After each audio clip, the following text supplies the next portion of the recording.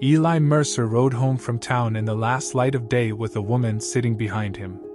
Her hands rested lightly against the back of his coat, and her eyes stayed on the far horizon. The mare's hooves drummed out a steady rhythm in the dust, the only sound between them. He had told himself all week that it wasn't shame that drove him to send that letter, just loneliness. The ranch had grown too quiet. A man could go mad talking only to his horses. When the broker rode back saying a widow in Abilene was willing to travel west for honest work, Eli sent the money. It had seemed like a business arrangement then: feed, wages, and a place to stay. Now that she was here, the thing felt heavier than a contract ever should. The woman's name was Mara Cole. She stepped down from the horse stiffly when they reached the yard, smoothing the travel creases from her skirt. The dust of 2 states clung to her hem. "You can use the bunkhouse till the house is fixed," Eli said. "Roof leaks a little. I'll mend it come morning." She nodded once. "That'll do." They didn't say more. The evening wind whistled through the corral rails, carrying the smell of dry sage.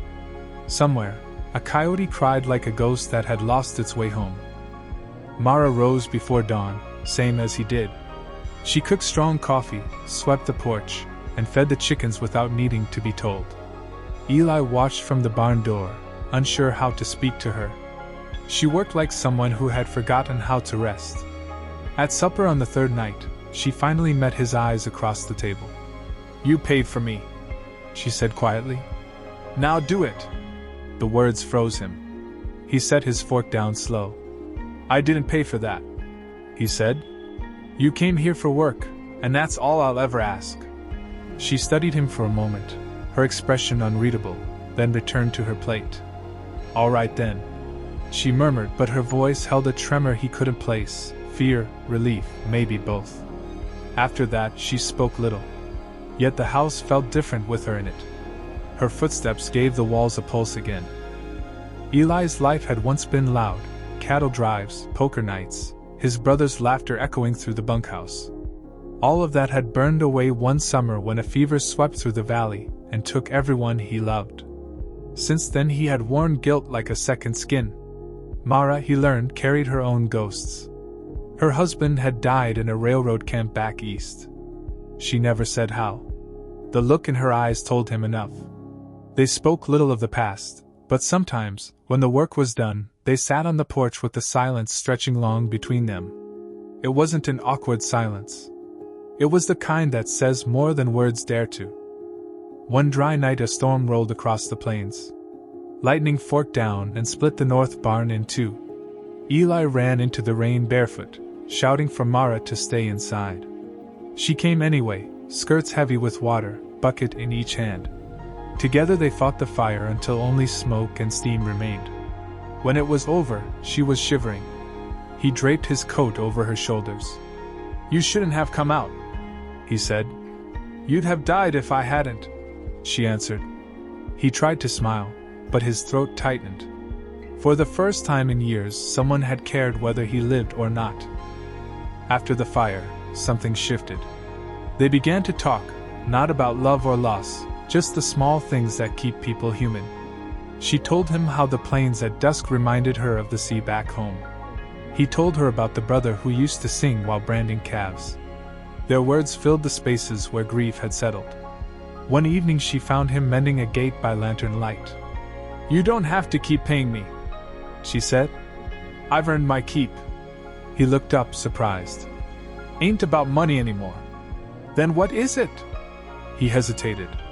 "Guess I like knowing someone else is still here." Mara nodded. "That's enough reason."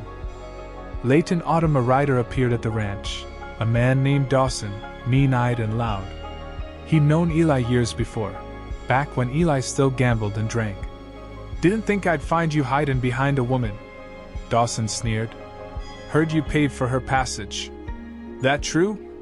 Eli's jaw tightened. "Ain't your business."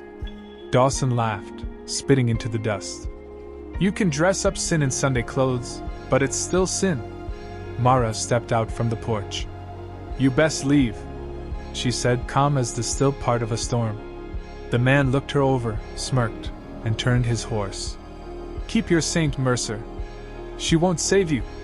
When he was gone, Eli stood there a long time, watching the dust settle. "He's not wrong about what I did," he said finally. "I tried to buy a clean conscience." Mara touched his arm lightly. "You can't buy one," she said. "But you can build it." He didn't look at her, but he didn't pull away either. Snow came early that year, widening the world into silence. They spent the cold months patching roofs and tending stock, speaking more freely as the days shortened. She laughed once, a small sound, but real, and he realized he hadn't heard laughter on the ranch in half a decade. One night by the stove she asked, "If I'd said no in Wichita, what would you have done?" "Probably kept working till I dropped," he answered. "Maybe we both would have." The fire crackled between them. He wanted to say something more, something that might name the thing growing quietly in the space they shared, but words failed him. She must have understood anyway. She smiled into the firelight and said, "Then it's good we both said yes." When spring returned, so did the rain. The land drank deep, and color came back to the valley. The barn that had burned now stood rebuilt, stronger than before. Eli often caught himself watching Mara as she worked, the way the wind caught strands of her hair, the way she hummed under her breath. Peace, slow and steady, had found its way into the cracks of his life. One afternoon, after a long day fixing fence posts, he handed her a tin cup of water and said, "You still think I paid for you?" She looked at him, eyes clear. "No. I think you paid for a chance to start over. I just happened to be part of the bargain." He nodded. "Guess we both got more than we bargained for." A letter arrived from the east that summer. It was from the same broker who'd arranged Mara's travel. He wanted to know if Eli needed another hand. "Someone younger this time," the letter said. Eli folded it and set it by the fire without answering. When Mara noticed, she asked, "You not gonna reply?" "No need," he said. "I already got the help I need." She smiled at that, a quiet kind of smile that carried both gratitude and understanding. By late summer, crops grew tall where dust had ruled. The neighbors started calling Eli lucky. He knew better. Luck had nothing to do with it. The land had simply learned to forgive, same as he had. One evening they sat on the porch watching thunderheads roll across the plain. Mara leaned against the post, her voice soft. "I used to think the world was finished with me," she said. "But out here, it feels like it's just beginning." Eli turned the thought over carefully. "Maybe that's what this place is for," he said. "Second chances?" She nodded, then added, "If you still want a wife, Eli, you wouldn't have to send money anywhere." He looked at her, startled. "You sure?" She smiled. "I've been sure a long while. Just waiting on you to catch up." He didn't answer right away. The first drops of rain began to fall, soft as forgiveness. Finally he said, "Then I reckon we'll start again." Years later, when travelers passed through the valley, they'd see a small ranch with a red barn and a woman hanging laundry in the wind. They'd ask the storekeeper in Dry Creek who owned it. "That'd be the Mercers," he'd say. "Good folks. Hard-earned happiness, those two." And if anyone pressed for the story, he'd shrug. He once paid for her passage. But she's the one who paid for his peace. The teller would grin, pour another cup of coffee, and the wind outside would carry on whispering through the sage.